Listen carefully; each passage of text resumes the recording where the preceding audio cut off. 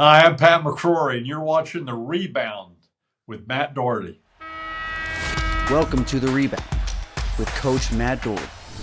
Welcome to The Rebound. I am Matt Doherty, and I will be your host. On this show, we explore remarkable rebound stories of resilience and recovery. We highlight the leadership qualities that emerge in the face of life's toughest challenges, revealing the strength and determination within individuals that inspire us all. With me today is someone that knows the inner workings of politics. He has won elections and he has lost elections. He knows what it's like to lead and the pressures that go with it. Today's guest is Pat McCrory. Pat is the longest serving mayor in the history of Charlotte, the largest city in the great state of North Carolina. He was elected and won 7 consecutive terms. He is known as a driving force for the growth and development in the Queen City. Pat was the governor of North Carolina from 2013 to 2017. He served under George W. Bush on the Homeland Security Advisory Council. Pat is now the host of Unspun, a TV show on PBS in North Carolina. Pat, thanks for being with us. Tell us about your show, Unspun. I'm here to expose the game. But on TV, it's on PBS Charlotte, and the theme of the show is I'm going to tell you what politicians are thinking, but not saying.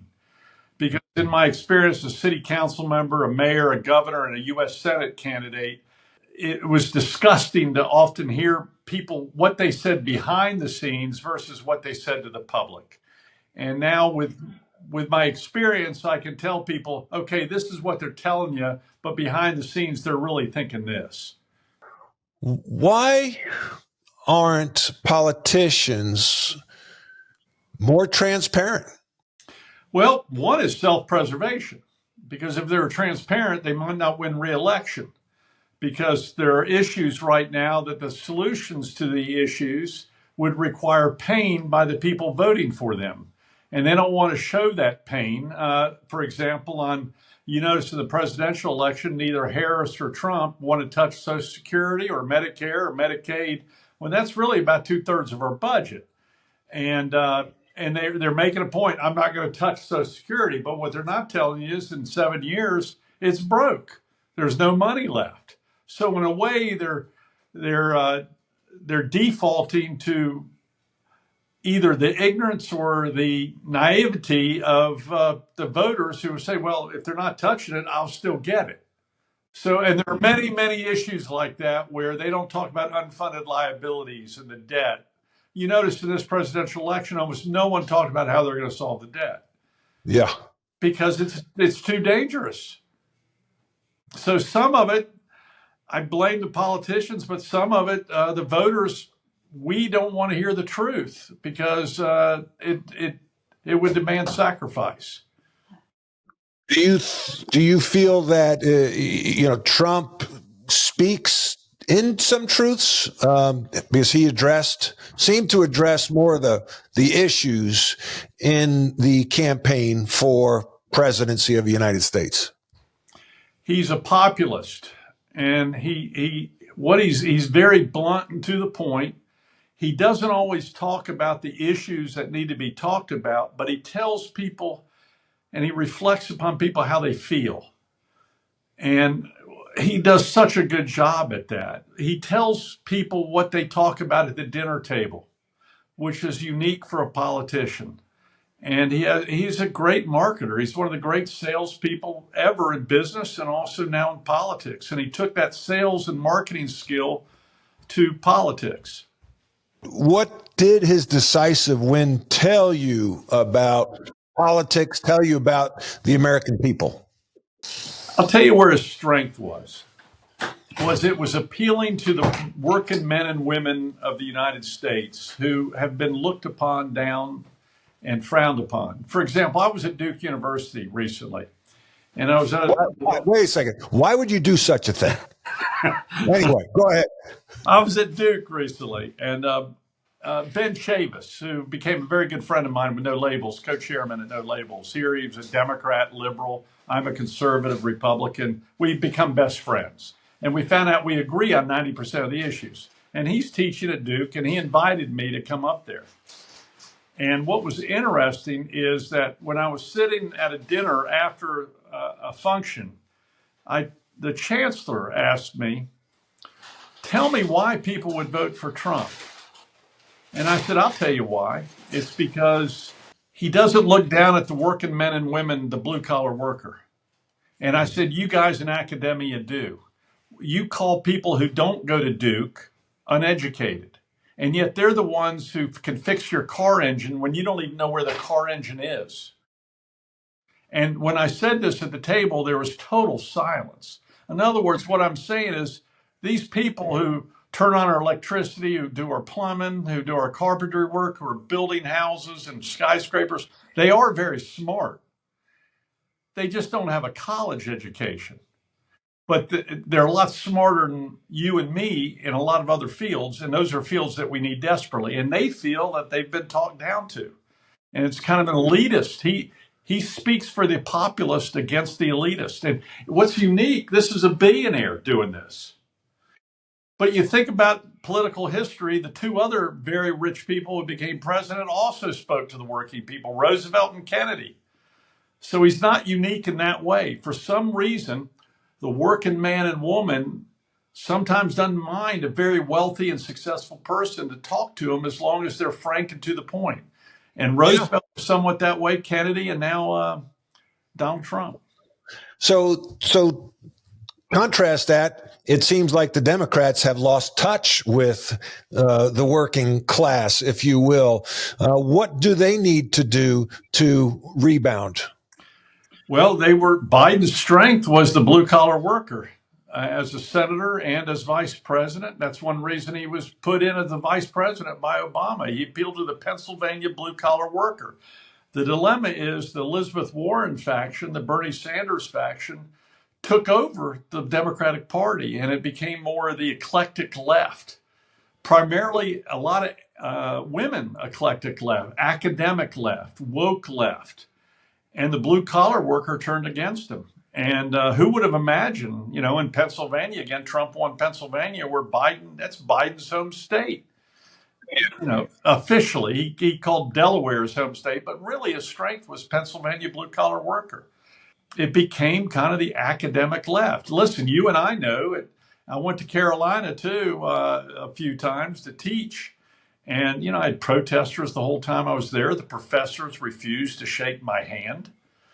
It was a horrible experience for me. And I remember my brother, as a Carolina graduate, went up to me on the first time I taught up there, and he couldn't believe how I was treated.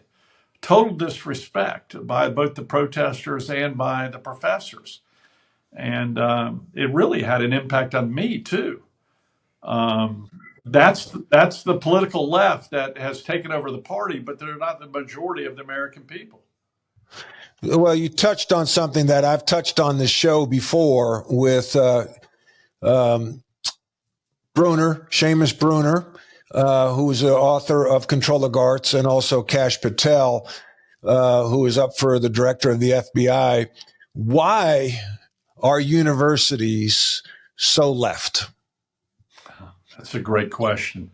First of all, the people in academia are typically left, except in engineering fields. If you go to some of the engineering schools, say at Georgia Tech, Purdue, where they have Mitch Daniels, or a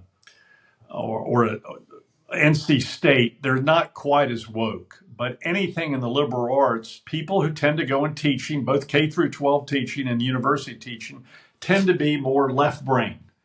They tend to be more artistic, and artistic people tend to be more left. It's just the way life is. We're engineers, craftsmen, car mechanics, people who can draw a straight line from A to B and want it to be a straight line, tend to be a little more conservative. I've done an extensive federal study on this, in which they didn't pay me the millions to do this, but I've examined that throughout my life, that the artistic left has taken over academia. And it's become and they aren't as interested in economic development and capitalism, because they assume the college campus represents America, when in fact the college campus is kind of an island unto itself. In fact, as governor, I used to go to Carolina and go, you are a part of North Carolina. In fact, the state takes care of your pension program, your health insurance. You aren't an island, you're a part of North Carolina. And one thing I got to give Trump credit for, his reelection is changing some of the university values, even at Carolina and Duke. With Trump winning decisively, has the woken up?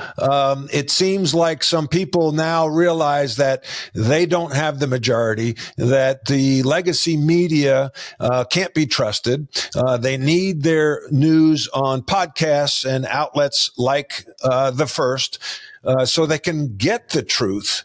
And now people are doing the Donald Trump shimmy in the end zone of the NFL and not being shamed for it.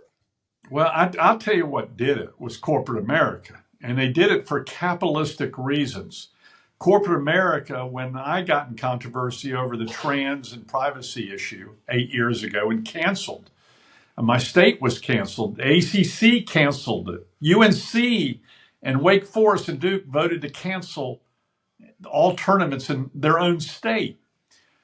And corporate America backed them, from Nike to the banks to, of course, the Bruce Springsteen and Ringo Starr, people I love listening to. They canceled. They're not doing it anymore.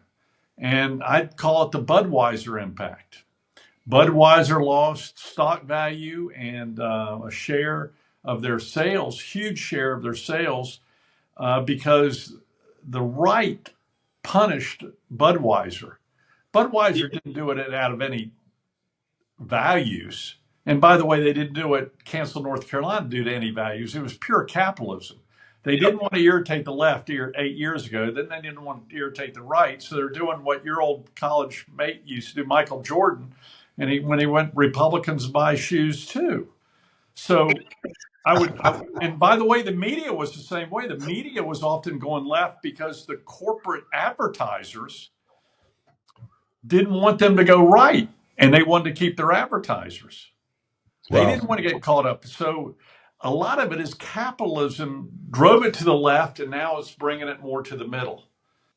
Pat, let's go to break. And when we come back, you're going to discuss the most significant rebound of your career. OMJ Clothing is an elite men's clothing store that provides a vast array of spectacular brands of men's lifestyle apparel for every day. Elevate your business upscale casual at OMJ. Success comes from standing out. Pat, let's talk about your rebound story. You were governor of the state of North Carolina. Some things fell in your lap, like the HB2 bill in 2016, and then you lost a re-election. Tell us about that experience. I'm like Dennis Rodman. I've had so many rebounds with different teams, whether it be Detroit or Chicago. My first rebound was in the private sector, where I was laid off as recruitment manager for Duke Power Company in my 11th year at the age of 32, and I was in shock. And then 6 weeks later, they called me back and rehired me. And it was just a freakish thing, but it was at that point in time where I went, you know what? I don't have control over my life anymore. I've got to take control of my life, because I realized at that time Duke Power had total control. And that's when I decided to run for the Charlotte City Council at the age of 32. Had I not been laid off for that brief period of time, I would have never had the courage to run. So that was my most significant rebound, because it showed that you can come back. Now, I've had to rebound many times since then, including I lost my first governor's election in 2008. And the day after that election, my wife turned to me and said, "What was your B plan?" Because I'd quit my job at Duke Power to run for governor. And I said, I didn't have a B plan. Part of my theory is, how can you have a B plan if you're going to put 100% into something? I had Matt Higgins on our show talking about burn the boats. He wrote that book, and you did that, but it was an awkward time and a tough time financially. And then 4 years later, I decided to run again, and I won. And then 4 years later, I was defeated in the closest election in North Carolina history. And That was the one that just took me down, took me to my knees. On live TV, I was winning. I was declared the winner by Fox News and several other WRAL in Raleigh, and then some votes came in from Durham. I was 90,000 votes ahead with 1% of the vote left, and they declared me the winner. And all of a sudden, some early votes came in, and I was 5,000 down. 100,000 votes came in, and I'd lost 90% of them. So you talk about, and my wife, to her credit, she came out on the stage with me, and I was in total shock, because I'd already celebrated. This is politics is like sports, or sports is like politics. I'm thinking about the Carolina Duke game when Carolina was down 8 with 17 seconds to go and won at home in 1974 or something like that. You're on stage, you're announced the winner, 90. You have a plus 90,000 with 1% left, and Right. you lose. Now, Right. I understand you challenged that. Well, that vote. by state law, you can ask for a recount. And I asked for a recount, and I ended up losing more votes. I was 5,000 down out of 4.6 million, and I ended up losing 4,000 more votes during the recount. I said, this is torture. I had to raise $300,000 to get the money to recount all the lawyers, because the Obama lawyers were working against me at the time. It's not like arguing with a referee. It's like you have to pay the referee first to look at the rerun of the play. Can you imagine that in a basketball game? Well, yeah, we'll look at it if you give us some money, because you can't do a recount for free. And we had lawyers from Washington charging, $1,000 an hour. It was brutal. But I lived, and but it took me to my knees. And you just got to get back up. George Foreman, he came up to me after I lost in my 2008 election. I was still mayor of Charlotte, and I always did this event with George Foreman. And he said, "Are you okay?" And I said, "Well, I just lost the governor's election." And he said, "Well, we all lose." And I said, "No, I lost Charlotte. I lost my own city." 2 weeks later, I got in the mail 2 boxing gloves signed by George Foreman. And one of them said, "The people rooted against me in Africa." And I lost. I lost my own people. Remember, they all rooted for Muhammad Ali in Africa. And it took him to his knees. And he got back up. And the other glove says, "I got back up and I kept swinging." And I kept those gloves on the mayor's desk and on the governor's desk. And I have them on my desk here at home. We're all going to be knocked down probably every day on something. And so George Foreman helped me a lot there. What did you do? How did you rebound from that moment, losing that election? Where did you turn? John F. Kennedy said, "Victory," and I've said this on a previous show, "Victory has many fathers, but defeat is an orphan." Who called you after you lost, and who didn't call you that you thought would call? 99% of the people didn't call me. It's like after you miss a shot in the winning game, next thing you know, it's very similar.